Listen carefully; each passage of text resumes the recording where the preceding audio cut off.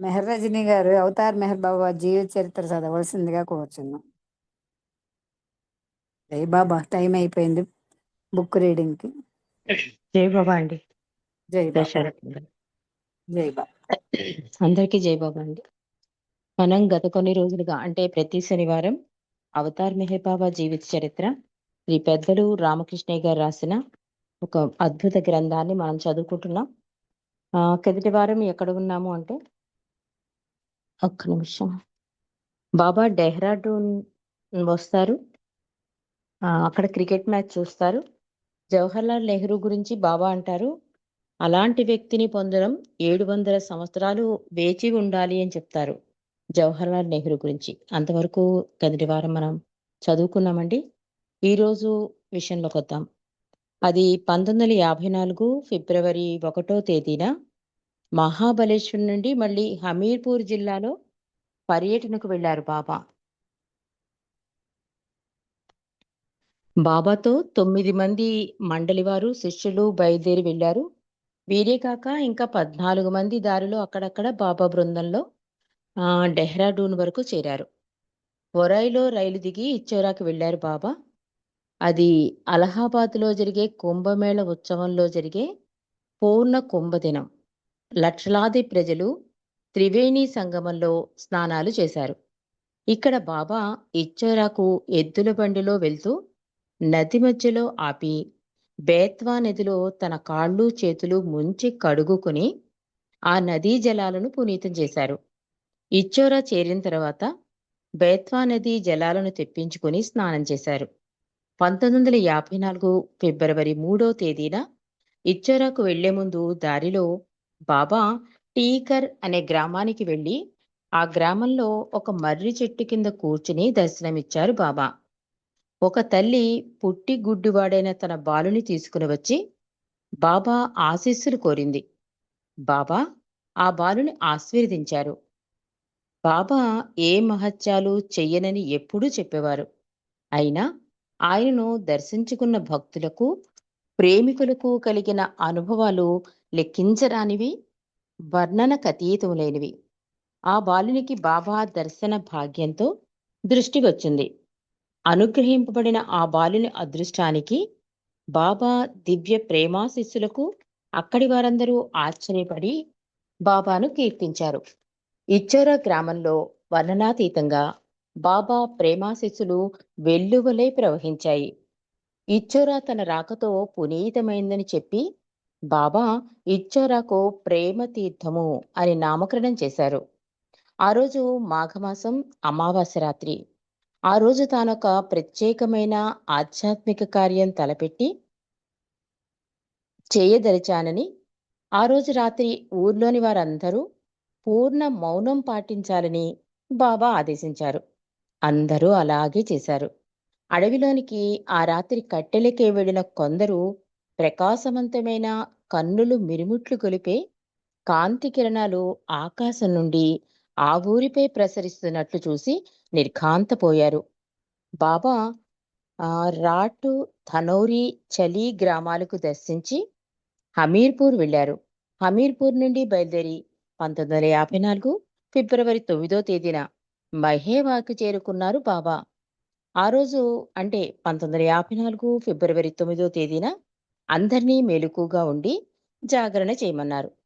బాబా రాత్రి 9 గంటల నుండి 11 గంటల 40 నిమిషాల వరకు పాట కచేరీ జరిగింది.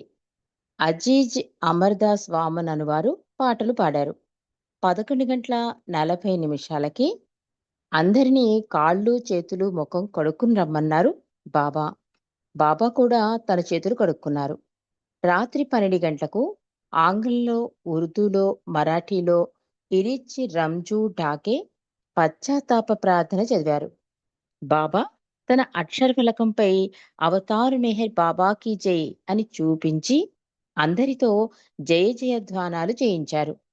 అంతకు పూర్వమే బాబా తాను అవతారుడునని సందర్భానుసారంగా చెప్పిన 1954 ఫిబ్రవరి 10వ తేదీన అంటే అర్ధరాత్రి 9వ తారీఖు అన్నమాట, తాన అవతారుడునని ప్రత్యేకంగా తన దివ్యాధికారంతో అక్షర ఫలకంపై అవతార్ మెహర్ బాబా కీ జై అనే మాటలను చూపించి తన చేతులను పైకెత్తి చాటి చెప్పారు. ఆ తర్వాత అవతార్ అనే పదం బాబా పేరులో భాగమైపోయి అవతార్ మెహర్ బాబా అని పిలవబడింది. సద్గురు మెహర్ బాబా, శ్రీ మెహర్ బాబా అనే పేరుతో ఆ తర్వాత వచ్చే ఉత్తరాలను సైతం బాబా సెక్రటరీ అయిన ఆదికే ఇరానీ తిప్పి పంపి అవతార్ మెహర్ బాబా అని వ్రాయాలని సూచించేవారట. ఆనాడు మెహర్స్థానాలో ఉత్సవం జరుపుకున్నారు. కుస్తీ పోటీలు నిర్వహించారు. బృందగానాలు, నాట్యాలు, కోలాటాలు ఆడారు. ఆ ఉత్సవంలో పాల్గొన్న వారి ఆనందానికి అవతులు లేవు. 700 సంవత్సరాల తర్వాత వచ్చినప్పుడు మళ్ళీ మెహరస్థానాకు వస్తానని బాబా చెప్పారు. బాబా కార్యకర్తలను సమావేశపరిచి వారి అభిప్రాయాలను విన్న తర్వాత బాబా ఇలా అన్నారు. బాబా అక్కడ ఒక అద్భుతమైన సందేశాన్ని ఇచ్చారండి. అది లార్డ్ మెహర్‌లో ఉంది. ఒకసారి మనం చదువుకుందాం. బాబా అంటారు, హృదయ భాష అనే సందేశాన్ని ఇచ్చారు. భగవంతుడు నాలుక యొక్క భాషను గాని, మనసు భాషను గాని వినడు. కానీ హృదయం నుండి వెలువడే భాషకు మాత్రం స్పందిస్తాడు. హృదయ భాష అంటే ప్రియతమునికై ఆలపించే ప్రేమ గానమే అని సందేశమిచ్చారు. ఆ తర్వాత బాబా అంటారు, మీ బలహీనతలను నేను బహిర్గతం చేస్తాను. మిమ్మల్ని నేను ప్రేమిస్తాను. కావున అలా చేస్తాను. నిజాయితీగా ఉండండి. బలహీనతలు అందరిలో ఉన్నాయి. మీరు బలహీనతల గురించి భయపడకండి. అవినీతి గురించి బాధపడకండి అన్నారు బాబా. ఆ తర్వాత ఒక్క నిమిషం. ఆహ్, బాబా హమీర్పూర్ జిల్లా గురించి ఒక అద్భుతమైన మాట అన్నారండి. హమీర్పూర్ ప్రేమికులు చూపించిన ప్రేమను వర్ణించడానికి మాటలు చాలవు అన్నారు. ఇక్కడ ఎక్కువ మంది నిరక్షరాస్యులు, పేదవారే అయినా వారి హృదయాలు సంభాషించాయి. ఆ హృదయ భాష ద్వారానే మెహర్ బాబాని వారు గుర్తించారు. ఈ క్షణాన బాబా సాన్నిధ్యంలో ఉండే సద్భాగ్యాన్ని పొందిన వారంతా దివ్య ప్రేమలో తడిసి ముద్దయ్యారు అని రాస్తారు. లార్డ్ మెహర్‌లో చాలా చాలా అద్భుతంగా ఈ హమీర్పూర్ యాత్ర గురించి రాశారండి. ఒక్కసారి మనందరం కూడా చదువుకోవలసిన విషయం ఇది. ఎందుకంటే ప్రతి బాబా ప్రేమికుడు ఒక్కసారైనా తన లైఫ్‌లో హమీర్పూర్ ఆహ్, దర్శించాలని అంటారు. ఆ వెళ్ళిన వాళ్ళు కూడా అక్కడ ప్రేమానుభూతిని పొందుతారు. ఎక్కడో ఒక చోట మీకు బాబా నామం వినిపిస్తూనే ఉంటుంది హమీర్పూర్‌లో. చాలా అద్భుతమైన అనుభూతి పొందుతారు ప్రేమికులు. కాబట్టి ప్రేమికులు ఎవ్వరైనా సరే వెళ్ళని వాళ్ళుంటే హమీర్పూర్ వెళ్ళవలసిందిగా ఆహ్, ప్రతి ప్రేమికుడు వెళ్ళాలని కోరుకుంటాడు. మరి నెక్స్ట్ చాప్టర్‌లోకెళ్ళిపోదామండి. అదేంటంటే ద్వితీయాంధ్రదేశ పర్యటన.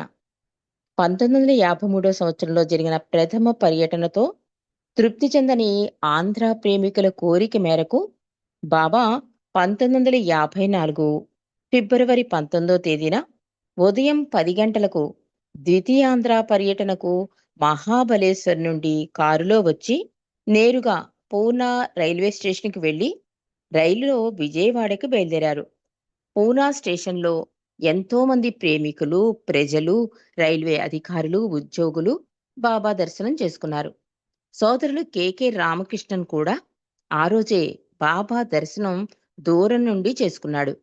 ఆస్ట్రేలియా నుండి వచ్చిన ప్రముఖ కవి ఫ్రాన్సిస్ బ్రాబ్జాన్ కూడా బాబాను అనుసరించిన మండలి సభ్యులలో ఉన్నాడు. ఈ పర్యటన వివరాలను అతడు 'జర్నీ విత్ గాడ్' అనే పుస్తకంలో రాశాడు. కురుద్వాడి రైల్వే స్టేషన్‌లో మండలి సభ్యుడైన బాల్నాట్ కూడా రైలు ఎక్కి బాబా అనుచర బృందంతో చేరాడు. ఆయన కోరిక మేరకు బాబా వెయిటింగ్ హాల్‌లో కూర్చుండి ప్రజలకు దర్శనమిచ్చారు. అందరికీ కనబడడం కోసం బాబా పళ్ళ దుకాణంలోని కౌంటర్ పైకి ఎక్కారు. మళ్ళీ అక్కడున్న చిన్న చెక్క బీరువా పైకి ఎక్కి బాబా దర్శనమిచ్చారు. 1954 ఫిబ్రవరి 20వ తేదీ రాత్రి 8:20 బాబా విజయవాడ రైల్వే స్టేషన్‌లో దిగారు. ఈ ప్రయాణంలో బాబా అప్పుడప్పుడు మండలి వారు కూర్చున్న 3వ తరగతి పెట్టెలోకి వచ్చి కూర్చునేవారు. మాజేటి రామ్మోహన్ రావు గారు, చింతా సర్వారావు గారు, మాణిక్యాలరావు గారు మొదలగు ప్రముఖ బాబా ప్రేమికులు బాబాకు స్వాగతం చెప్పి పూల మాలను వేసి అవతార్ మెహర్ బాబా కీ జై అనే నినాదాలు ప్రతిధ్వనించగా తీసుకుని వెళ్లారు బాబాని. ఆంధ్ర పర్యటన ఆద్యంతం బాబాకు కారు, మండలి వారికి బస్సు, వారి సామాన్లకు ఒక లారీ ఏర్పాటు చేశారు. బాబా మాజేటి రామ్మోహన్ రావు గారింట్లో బస చేశారు. అందరు కార్యకర్తలు 1954 మార్చి 2వ తేదీన రాజమండ్రిలో సమావేశం కావాలని అన్ని చోట్ల చెప్పమని బాబా ఆదేశించారు. బాబా మండలివారు స్థానిక కన్యకా పరమేశ్వరి సత్రంలో బస చేశారు. 1954 ఫిబ్రవరి 21వ తేదీన బాబా మండలి వారితో సహా విజయవాడ నుండి గుంటూరు బయలుదేరి వెళ్లారు. బాబా ప్రయాణించిన కారును దాని యజమాని ఇంజనీర్ ధర్మారావు గారే నడిపారు. బాబా పర్యటన కార్యక్రమాన్ని కేడీఆర్ఎం కుటుంబ శాస్త్రి ధనపతిరావు నాయుడు గారు, రంగారావు గారు, మల్లికార్జునరావుల సంక్షిప్త నామమే కేడీఆర్ఎం వారి ఆధ్వర్యంలో ఏర్పాటు చేశారు. బాబా గుంటూరులో మద్ది సుదర్శనం గారింట్లో బస చేశారు. వారింట్లో బాబా దర్శనం ఇచ్చారు. వారి పూజా గదిలోకి వెళ్లారు. అక్కడ బాబాకి హారతిలిచ్చారు. ఆ పూజా గదిలోని తన చిత్రపటాన్ని బాబా సృజించి పునీతం చేశారు. స్థానిక సాయి సమాజ్ భవనానికి వెళ్లి పునాది వేయడానికి ఒక రాయిని, ప్రతిష్ఠించడానికి తెచ్చిన షిరిడీ సాయిబాబా చిత్రపటాన్ని బాబా తన చేతులతో సృజించారు. అక్కడ పందిట్లో సమావేశమైన ప్రజలకు దర్శనమిచ్చారు బాబా. ప్రతి ప్రజా దర్శన కార్యక్రమంలో తనకేర్పాటు చేసిన ఆసనంపై కూర్చునే ముందు బాబా దర్శనార్థులతో పాటు నేలపై కూర్చునేవారు. బాబా అనేవారు, మనమందరం ఒక్కటే, ప్రతి ఒక్కరి లోపల అనంతుడైన దేవుడే ఉన్నాడు. నేను మీ అందరిలో నేనొక్కడిని మీరు నేనొక్కడినని మీరు భావించాలని నేను ముందర నేలపై కూర్చున్నాను అని చెప్పారు మెహర్ బాబా. మెహర్ బాబా అరటిపళ్ళు ప్రసాదంగా పంచిపెట్టారు. దాదాపు 5,000 మంది బాబా చేతులతో ప్రసాదం తీసుకున్నారు. ప్రతి దర్శన కార్యక్రమంలో బాబాకు పూలదండలు వేయడం, హారతులివ్వడం, సన్మాన పత్రాలు చదవడం చేసేవారు. బాబా వాటి అవసరం లేదని, వాటికి ప్రాముఖ్యత లేదని చెప్పినా కరుణామయుడైనందున అజ్ఞానంతో చేసిన ఆ తంతులన్నీ భరించి అందరినీ సంతోషపెట్టారు. ప్రసాదం ఇవ్వడానికి మాత్రం బాబా ప్రాముఖ్యతనివ్వడమే కాక చాలా సమయాన్ని వెచ్చించేవారు. అంటే ఈ దర్శనాలు, ఆలింగనాలు వీటన్నిటికన్నా కూడా బాబా ప్రసాదం పంచడానికే ఎక్కువ ప్రాముఖ్యతనిచ్చేవారట. బాబా కూడా అంటారు కదా, ఈ ప్రసాదం అనేది భౌతికంగా మీకు కనిపించినా ఇది ఆర్థికంగా, ఆధ్యాత్మికంగా ఎంతో లబ్ధి పొందుతారు అని కూడా బాబా చెప్తారు. కాబట్టి దానికోసమే ఎక్కువ సమయాన్ని బాబా కేటాయించారని ఇక్కడ రాస్తున్నారు. భోజనం తర్వాత గుంటూరు నుండి విజయవాడ తిరిగి వెళ్లారు. దారిలో సీతారామ క్షేత్రానికి, ఓంకార క్షేత్రానికి వెళ్లారు. సాయంత్రం విజయవాడలో ప్రజా దర్శనం ఏర్పాటు చేసిన పందిట్లోకి వెళ్లి అక్కడికి వచ్చిన దాదాపు 50,000 మందికి దర్శనమిచ్చారు బాబా. దర్శన కార్యక్రమానికి వెళ్లే ముందు మాజేటి రామ్మోహన్ రావు ఇంటిలో టీ ఇవ్వగా కొంచెం మాత్రం తాగి మిగిలింది ఆయన కుమారుడు సంపత్తుకి బాబా ఇచ్చారు. మాజేటి రామ్మోహన్ రావు బాబాను తన ఇంటిలోకి ప్రతి గదిలోకి తీసుకెళ్లి ఆయన పాద స్పర్శ కలిగించాలని అనుకున్నాడు. కాని ఆయన ప్రజాదర్శనం జరిగే పందిట్లో ఉండిపోవడం వలన ఇంటికి రాలేకపోయారు. అయినా సర్వజ్ఞుడు, కరుణామయుడు అయిన బాబా తానే స్వయంగా అన్ని గదుల్లోకి వెళ్లి తన పాదస్పర్శ కలిగించారు ప్రీతమ తండ్రి మెహర్ బాబా. ప్రజాదర్శనం తర్వాత బాబా తిరిగి బస్ చేసిన మాజేటి రామ్మోహన్ రావు గారింటికి వెళ్లారు. పెండాలలో జనం రద్దీ పెరిగి గందరగోళంగా ఉన్నందున బాబా ప్రసాదం పంచిపెట్టడం ఆపి వెళ్లిపోయారు. దానితో కంగారు పడిన మాణిక్యాలరావు బాబా కేంద్రం వద్ద ఏర్పాటు చేసిన కార్యక్రమం గురించి మరిచిపోయాడు. అక్కడ చాలా మంది ప్రజలు, దాదాపు 1,500 మంది బాబా రాకకై ఎదురు చూస్తూ కూర్చున్నారు. బాబా తన గదిలోకి వెళ్లి విశ్రమించిన తర్వాత ఆ విషయాన్ని కొందరు కార్యకర్తలు వచ్చి చెబితే గాని మాణిక్యాలరావుకి జ్ఞాపకం రాలేదు. అప్పటికే మండలంతా వెళ్ళిపోయారు. బాబాను మళ్ళీ దర్శనానికి తీసుకుని వెళ్ళడం సాధ్యంగా తోచలేదు మాణిక్యాలరావు గారికి. అయినా కరుణామయుడైన బాబా రాత్రి 10:30 గంటల సమయంలో కూడా దర్శనానికి మండలివారు లేకున్నా, ఇరిచ్చి వారించినా బయలుదేరి వెళ్లారు. బాబా కోసం తెచ్చిన భోజనంలోని అన్ని పదార్థాలను కలిపి ముద్ద చేసి బాబా మాణిక్యాలరావుకి ఇచ్చారు. బాబా ఆ రోజు భోజనం చేయలేదు. ఆ రోజు బాబాకు సాద్రాను తొడిగే అవకాశం కూడా మాణిక్యాలరావుకి బాబా ఇచ్చారు. బాబా మాణిక్యాలరావుకు 3 షరతులను విధించి వాటిని పాటిస్తేనే దర్శనమిస్తాను అన్నారు. అవేంటంటే, అవతార్ మెహర్ బాబాకి జై అని అరవకూడదు. 2, బాబా పాదాలు ఎవ్వరూ సృజించరాదు. బాబాకు పూలదండలు వెయ్యరాదు. కానుకలు ఇవ్వరాదు. ఇలా 3 షరతులు విధించారు బాబా.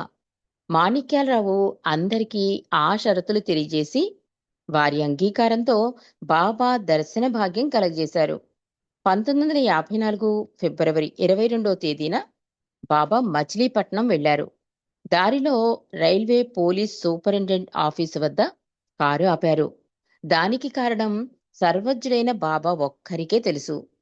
పి. ధనరాజు నాయుడు జిల్లా రైల్వే పోలీస్ సూపరింటెండెంట్ సకుటుంబంగా రోడ్డుపై బాబా కోసం వేచి ఉన్నాడు. బాబాకు ఆయన కుటుంబం వారు రోడ్డు పైననే బాబాకి హారతిచ్చారు.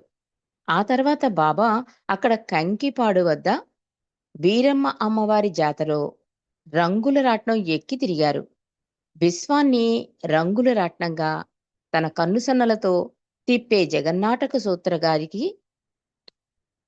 విశ్వాన్ని రంగుల రాట్నంగా తన కనుసన్నలతో తిప్పే జగన్నాటక సూత్రధారికిది సరదా కలిగించిందేమో అని రాశారిక్కడ.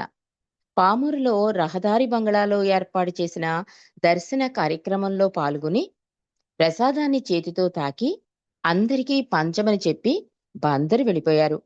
బందరులో బాబా పి. లోకనాథ్ ఇంటిలో బస చేశారు. బాబా బందర్లో అంటే మచిలీపట్నం ఎంఎస్ఆర్ శాస్త్రి న్యాయవాది ఇంటికి వెళ్లారు. ఆయన కోసం చేయించిన కుర్చీలో కూర్చున్నారు బాబా. బాబా కేంద్రం కోసం చేసిన తన ఫోటోకు బాబాయే స్వయంగా ప్రణమిల్లి పూలదండ వేశారు. ఆ సందర్భంగా బాబా ఒక సందేశం ఇచ్చారు. బాబా అన్నారు, నేను ప్రణమిల్లడానికి నేను తప్ప ఇంకెవరూ లేరు. అన్నిటిలో నేనే ఉన్నాను. మీరు శాశ్వతంగా నావారైనట్లే. నన్ను మీవాడిని చేసుకుంటే నేను భౌతికంగా ఇక్కడికి రావడం, ఈ కేంద్రానికి ప్రారంభం చేయడం సార్థకం అవుతాయి. మీరంతా నావారు. నన్ను మీవాడిని చేసుకోండి. భగవంతుడొక్కడే సత్యమని, శాశ్వతమని అందరూ తెలుసుకునేలా చేసి నా ప్రేమ సందేశం వ్యాప్తి చెయ్యగలిగితే ఈ కేంద్రం యోగ్యమైనదవుతుంది. మీ అందరికీ నా ప్రేమాశిస్సులు అన్నారు ప్రీతం మెహర్ బాబా. బందరులో బాబా సాయి సమాజానికి వెళ్లి దాని నడిపే సత్యవతమ్మను దీవించి తనకిచ్చిన పళ్లరసాన్ని కొంచెం తాగి మిగిలినది ఆమెను తాగమని ఇచ్చారు. సాయంత్రం మున్సిపల్ టౌన్ హాలులో వేయించిన పందిట్లో ప్రజాదర్శనమిచ్చారు. అక్కడ సన్నాయి మేళం వాద్యం చేసిన పాటలు, గానం చేయబడిన భక్తి పాటలు విని తనకు సంగీతం అంటే చాలా ఇష్టమని, యుగాల కిందట తానాలపించిన ఆది గీతం వలనే ఈ సృష్టి జనించిందని, ఈ సంగీతాలు వింటే తన ఆది గీతం స్మరణకు వస్తుందని బాబా చెప్పారు. ప్రజా దర్శనం తర్వాత బాబా ఎస్ఎస్ మూర్తి వెంకటరత్నం నాయుడు గారి ఇళ్లకు వెళ్లారు. వెంకటరత్నం నాయుడు గారింటికి వెళ్లే ముందు వారి ఇంటి చేరువలో ఉన్న ఒక పూరి గుడిసెలోకి వెళ్లి నేల మీద కూర్చున్నారు. అక్కడొక బల్ల ఉన్నా దానిపై కూర్చోలేదు. తాపీ పని చేసుకునే లక్ష్మణుడు అనే గృహస్థు బాబాకెదురుగా కూర్చుని ఆశ్చర్యంలో ఉండిపోయాడు. అతడు తన భార్యతో బాబా సంపన్నులకే గాని బీదవారికి కాదని చెప్పాడు. సర్వజ్ఞుడు ప్రేమస్వరూపుడైన మెహర్ బాబా నిర్మలమైన ప్రేమగల చోటుకు వెళ్లకుండా ఎలా ఉండగలడు? ఆ తర్వాత వెంకటరత్నం గారింటిలోకి వెళ్లి జబ్బుతో ఉన్న అతని శరీరం నిమిరి పాదాలెత్తారు. రాత్రి భోజనాల తర్వాత బాబా గుడివాడ మీదుగా ఏలూరు వెళ్లారు. గుడివాడ సమీపంలో నుండగా బాబా తన కారును హఠాత్తుగా ఆపమన్నారు. కారణం ఎవ్వరికీ తెలీదు. వెనకాలే వస్తున్న వాహనాలన్నీ నిలిచిపోయాయి. 15 నిమిషాల దాకా నిలిచిపోయాయి. ఎవరికి బాబానో కారణం అడిగే ధైర్యం లేక అలాగే ఉండిపోయారు. మరి మిగిలిన సంగతులు వచ్చే వారం తెలుసుకుందామండి. అవతార్ మిహాయ్ బాబాకి జై. జై బాబా. శేషారత్నం గారు. జై బాబా రజనీ గారు, చక్కటి విషయాలు అంతే చక్కగా మా అందరికి ఏ విషయాలు ఇవన్నీ నాకు తెలియవు. చక్కటి విషయాలు అందరికీ చదివి వినిపించారు. మీకు ధన్యవాదాలండి. బాబావారి ఆశీస్సులు మెండుగా ఉండాలని బాబావారిని కోరుతున్నాను. జై జై బాబా. బాబా రజని ఆనంద్ కుమార్ గారు బాబావారికి హారతి ఇవ్వాల్సిందిగా కోరుచున్నాను. జై బాబా సార్. जय मेहर बाबा अम्मा। अवतार मेहर बाबा की जय। मनसु हारतिदे, मनसु हारतिदे, मनसु हारतिदे, महिमान्वित मंगल